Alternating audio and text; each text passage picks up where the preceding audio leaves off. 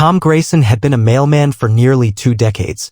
He had seen it all: dogs chasing his truck, people waiting anxiously for their checks, and even the occasional kid leaving out cookies as a thank you during the holidays. But nothing had ever made his blood run cold. Not until today. It was a crisp autumn morning in Maplewood, a small town in upstate New York. The golden leaves swirled around as Tom made his rounds. His route was familiar, comforting even. It was the same row of homes, the same friendly faces, and the same routines. At 9:30 a.m. he pulled up to 423 Elm Street, a house he had been delivering to for years. The old Victorian home had seen better days. Paint peeled from its wooden siding and the porch creaked under the weight of time. But it was still occupied, though rarely did Tom see the resident outside. As he reached into his truck for the usual stack of mail, the front door opened. A woman, probably in her late 40s, stepped out. Her dark eyes darted nervously and she clutched a small package in both hands. "Mailman?" Her voice trembled. Tom hesitated. "Yes, ma'am." She stepped forward, her hands shaking as she extended the package to him. It was wrapped in plain brown paper and tied with a thin piece of twine. No return address. No postage. Just a name scrawled on the top: for delivery. "Can you take this?" she whispered, glancing over her shoulder. Tom furrowed his brow. "Ma'am, I can't just." "Please." She pushed it toward him. "It needs to go. It has to be delivered." Tom sighed. It wasn't standard procedure, but he had done favors for people before. It was a small town after all. "All right. Where's it going?" She swallowed hard. "The address is on the bottom." Something about her expression unsettled him. Before he could ask anything else, she turned and rushed back inside, slamming the door behind her. Tom stood there for a moment, staring at the package. The woman's behavior was odd, but maybe she was just paranoid about something. He shook his head and climbed back into his truck. Balancing the package on his lap, he flipped it over to check the address. And then his heart stopped. The bottom of the package didn't just have an address. It had a note. A hurried, desperate scrawl written in red ink. "Don't deliver this. Call the police. He's watching." Tom's breath caught in his throat. His hands clenched around the package. His skin prickled with a cold sweat. Who was watching? And more importantly, what was inside this package? Tom's fingers trembled as he gripped the package. His pulse pounded in his ears. "Don't deliver this. Call the police. He's watching." His first instinct was to throw the package out of his truck like it was a venomous snake. But he forced himself to stay calm. He was a logical man, not one to jump to conclusions. Maybe it was a prank. Maybe the woman inside was mentally unstable. But what if it wasn't a prank? His eyes flickered toward the house. The curtains in the front window twitched just slightly, as if someone had pulled them back to peer at him. The hair on the back of his neck stood up. Tom swallowed hard and looked back at the package in his lap. It was heavier than he had initially thought. He gave it a slight shake. Something solid inside shifted, but not like a normal parcel. It wasn't clothes. It wasn't papers. His stomach twisted. He grabbed his phone from the dashboard. "Call the police," the note said. Maybe that was the smartest option. But what was he going to say? "Hello, officer? Some woman gave me a package and there's a creepy note on the bottom." It wasn't much to go on. They'd probably laugh at him. Instead, Tom decided to inspect the package further. Carefully, he held it up to the light streaming through his truck's windshield. The wrapping was thick, but he could see the faint outline of a box underneath. A wooden one, maybe. The twine was tight, the knots meticulously tied. His mailbag sat next to him, filled with today's deliveries, but his focus was solely on the package. The address written on the bottom in black ink was clear and deliberate. "Delivered to 1329 Wilkins Lane." Tom frowned. That address wasn't on his usual route. In fact, it wasn't in town at all. Wilkins Lane was out in the countryside, surrounded by abandoned fields and thick woods. He'd been down that road only once, years ago, to drop off a misdirected package. There were only a few houses out there, and most of them were empty. A chill ran down his spine. This wasn't right. He made up his mind. He wasn't delivering this package. He needed answers. Tom stepped out of the truck and marched back up to the woman's front door. He raised his fist to knock, then stopped. A second too late, he realized something. The house was silent. Too silent. Even from outside, he should have heard movement, breathing, something. Tom took a step back, his gut screaming at him to leave. But before he could turn away, the door creaked open. Only a sliver. "Ma'am?" Tom called out. "I need to talk to you." No answer. The darkness inside the house seemed to stretch endlessly, swallowing everything in shadow. Then, very faintly, a sound drifted out. A whisper. Not from the woman. From deeper inside the house. Put it back. Tom's breath caught. His heart pounded against his ribs. Then, in a blur of motion, the door slammed shut. Tom stumbled back, gripping the package as if it would protect him. His instincts screamed at him to get back in the truck and drive away. And that's exactly what he did. He jumped into the driver's seat, turned the key in the ignition, and tore away from Elm Street. His knuckles were white on the steering wheel. One thing was certain, this package was trouble. And now he was the one carrying it. OM's tires screeched as he sped down Elm Street, his pulse racing as fast as his truck. The quiet little town of Maplewood suddenly felt different, darker, like something unseen was lurking just beyond his vision. He kept glancing at the package on the passenger seat. The warning on the bottom burned in his mind. Don't deliver this. Call the police. He's watching. The problem was, he had no idea who he was. The woman's house disappeared in his rearview mirror, but his gut told him he wasn't far enough away. He needed to think. He needed to make a choice. 1. Go straight to the police. They'd probably take the package from him and investigate.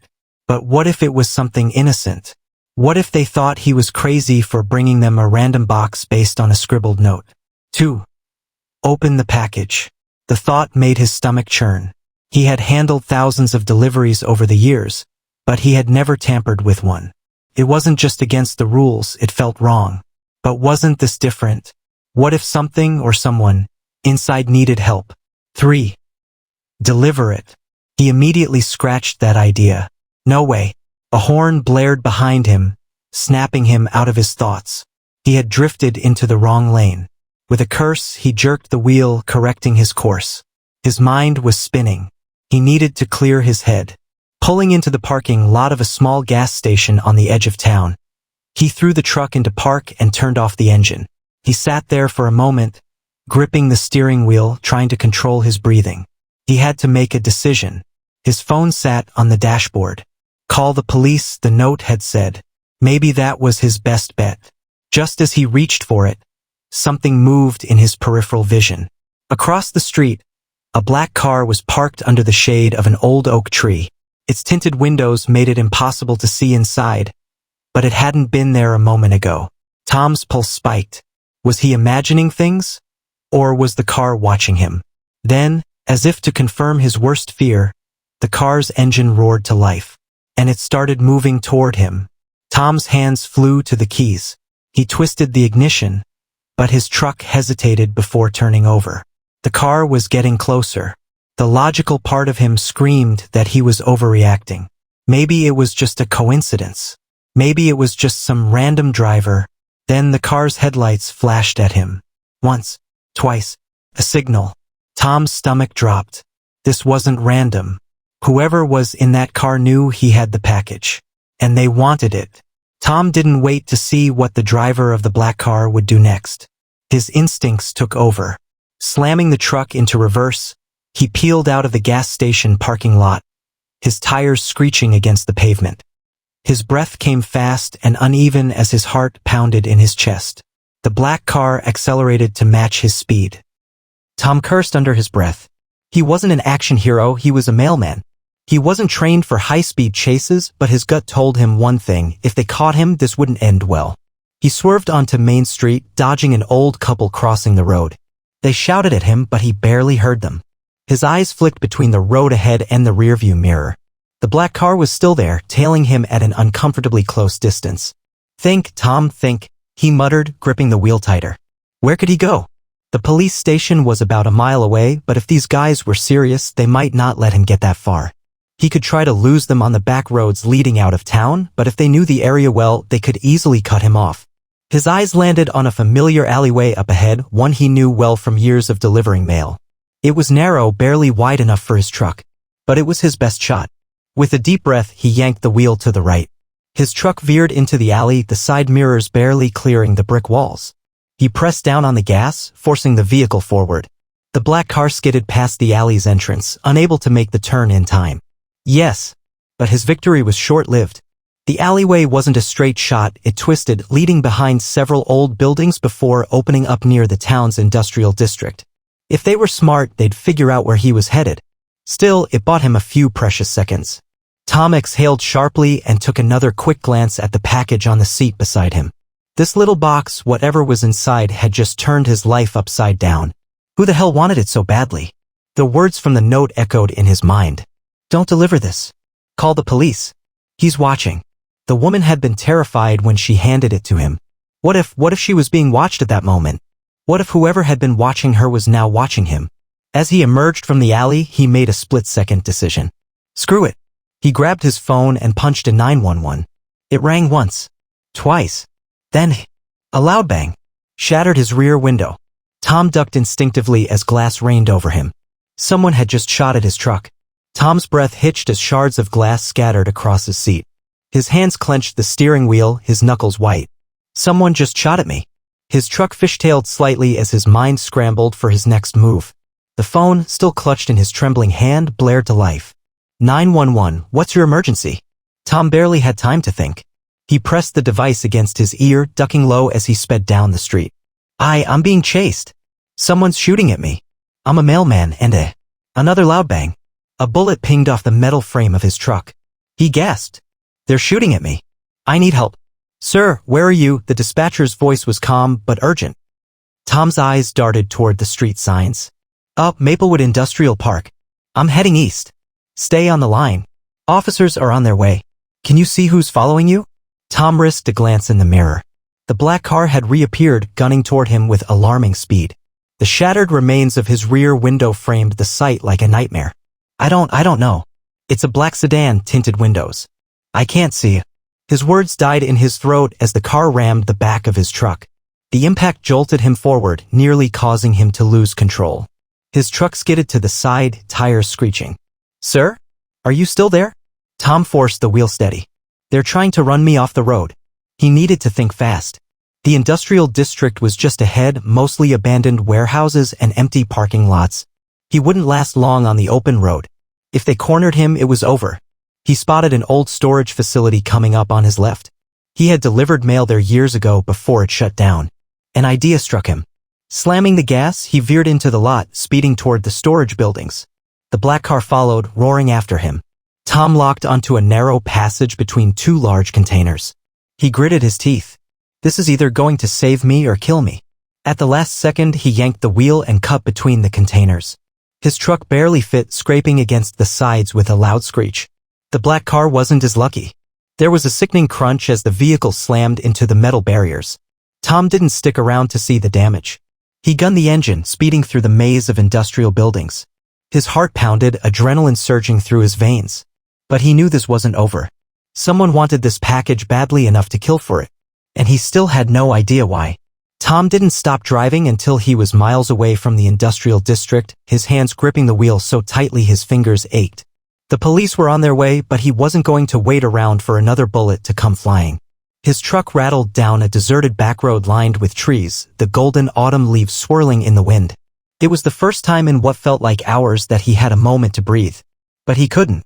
His eyes flicked toward the package sitting on the passenger seat. Don't deliver this. Call the police. He's watching. Someone had just tried to kill him over this box.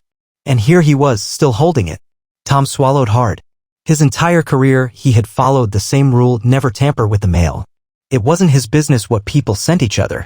He had delivered thousands of packages without questioning what was inside. But this wasn't just any package. If he didn't open it now, he might never know what he was risking his life for. His stomach twisted. With shaky fingers, he reached for the twine wrapped around the box. It was tight, but after a few tugs, it came loose. Then he carefully peeled away the brown wrapping. Underneath was a small wooden box, hand-carved and worn with age. A rusted latch held it shut. Tom hesitated.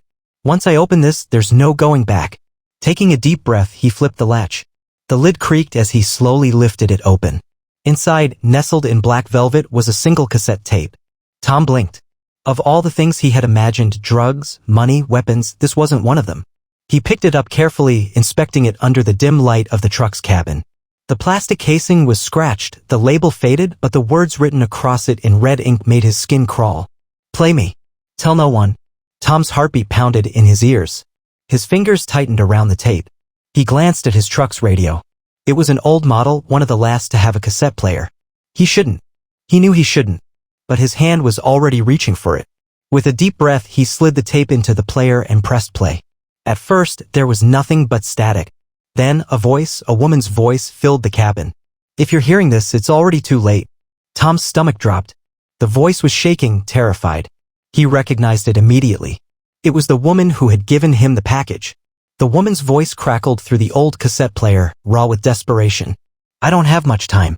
If you're listening to this, I need you to understand what you've gotten yourself into." Tom swallowed hard, his hands slick with sweat as he clutched the steering wheel. He wasn't sure if he wanted to hear what she was about to say.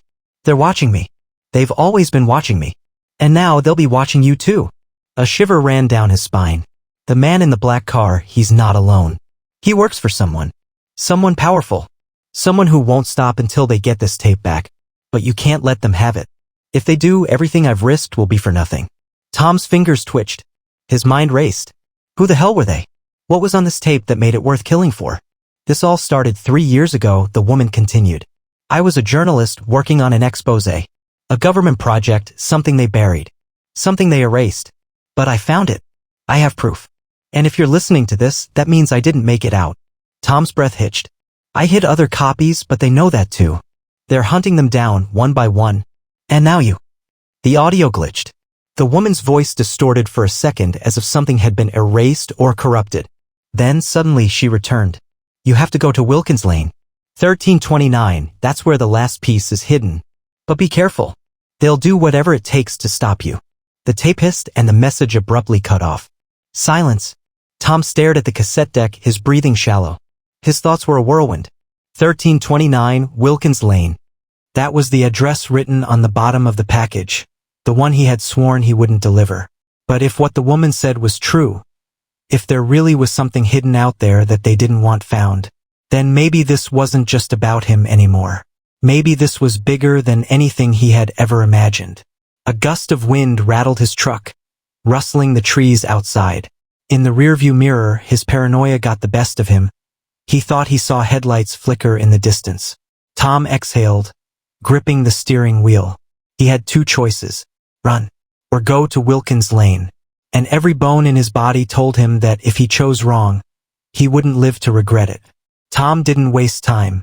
His decision was made the second the tape cut off. He had to go to 1329 Wilkins Lane. He didn't know who the woman was. He didn't know what kind of dark conspiracy he had just stepped into. But one thing was clear. People were dying over this. And if he turned back now, they'd come for him anyway. The road to Wilkins Lane was long and empty, stretching beyond the outskirts of town. The deeper he drove, the fewer streetlights there were, until he was swallowed by near-total darkness. His headlights cast long shadows against the towering trees, the occasional flicker of a deer's glowing eyes watching from the woods. Tom's grip on the wheel tightened. He had never been to this part of town before. No reason to. 1329 Wilkins Lane appeared on his GPS as a dead-end property. Just a small house surrounded by overgrown brush. The kind of place where people disappeared without a trace. He approached slowly, scanning his surroundings. His truck's headlights revealed an old house. Its wooden siding warped with age, the windows dark. No lights, no movement, but something felt off. Tom killed the engine. Silence enveloped him. His heart pounded as he stepped out of the truck, the crisp autumn air biting against his skin. Gravel crunched beneath his boots as he approached the house, every instinct screaming at him to turn back. But he kept going. The front door was unlocked. He hesitated only for a second before pushing it open. Inside, the air was thick with dust and mildew. The house had been abandoned for a long time. The furniture was covered in white sheets, the floors littered with old newspapers. A faint breeze rustled through a broken window, carrying the scent of damp wood. Tom pulled out his phone, using its flashlight to scan the room. Then something caught his eye. A letter sat on an old wooden table, its edges curled with age. Next to it, a small key. His hands trembled as he picked up the letter and unfolded it. The handwriting was rushed, frantic. If you're reading this, they know you're here. The tape is only part of the truth. The rest is hidden beneath the floor. Don't trust anyone. Not even the police. They are already coming. Tom's breath hitched. Then a noise outside. Car engine. Headlights flooded through the windows. Tom's heart slammed against his ribs. They had found him. He wasn't getting out of this without a fight. Tom barely had time to react. The roar of an engine outside was followed by the unmistakable slam of car doors opening. They were here. He killed his phone's flashlight and crouched low, his pulse hammering in his ears. His mind raced. The letter had said the truth was beneath the floor. But how much time did he have? Footsteps crunched against the gravel outside. A voice low, sharp. He's inside. Find him. Tom moved fast. He grabbed the key next to the letter, shoving it into his pocket before scanning the floor for any sign of a hatch, a loose board, anything. Then, near the corner of the room, he saw it. A rug barely covering a seam in the wooden planks. Outside, someone rattled the front door handle. Tom didn't hesitate. He lunged for the rug, tossing it aside. Beneath it, a small trapdoor. A padlock secured it shut. His fingers fumbled for the key he had just taken. He jammed it into the lock, twisting desperately. Click. The padlock popped open, just as the front door burst open. Move. Go, go. Tom yanked open the hatch and dropped inside, landing hard on a concrete floor. He scrambled to pull the trapdoor shut just as boots thudded against the wooden floorboards above him. His breath came in short, ragged bursts. He was in a cellar, small, cold, and damp. Only a faint sliver of light crept through the cracks above. He could hear them moving around, searching. He was just here. Find the tape. Find the files. Tom's fingers dug into his palms. There was more than just the tape. Files. Evidence. The woman had been hiding something huge. He turned, his eyes adjusting to the dimness. Against the far wall, barely visible in the darkness, was a metal filing cabinet. He crawled toward it, yanking open the first drawer. Inside were folders upon folders of documents, some yellowed with age, others crisp and fresh. Scribbled notes, blacked out names, photographs of people he didn't recognize. Then he saw it. A single envelope with his name written on it. Tom's stomach twisted. His shaking fingers pried it open. Inside, just one photograph. A picture of himself. Taken from a distance. Walking to his truck. Yesterday. A cold realization sank into his bones. They hadn't started watching him because of the package. They had been watching him long before that. Above him, the floorboards creaked. Then someone said something that made his blood run cold. Check the basement. Tom's lungs burned as he held his breath, his fingers clutching the photograph so tightly it crumpled in his grip. They had been watching him. Long before the woman handed him the package. Long before today. But why? Above him, heavy boots thudded across the wooden floor. Closer. A voice calm, commanding. He's still here. He didn't run. The basement door creaked open. A dim sliver of light cut through the darkness. Tom pressed himself against the cold concrete wall, heart pounding so hard he thought they might hear it. Footsteps descended the stairs. Slow. Deliberate. A shadow stretched along the basement floor. Tom scanned the room desperately. There had to be another way out. His eyes landed on an old ventilation shaft near the ceiling, too small for an adult to crawl through, but maybe. The footsteps stopped. Tom's breath hitched. Silence.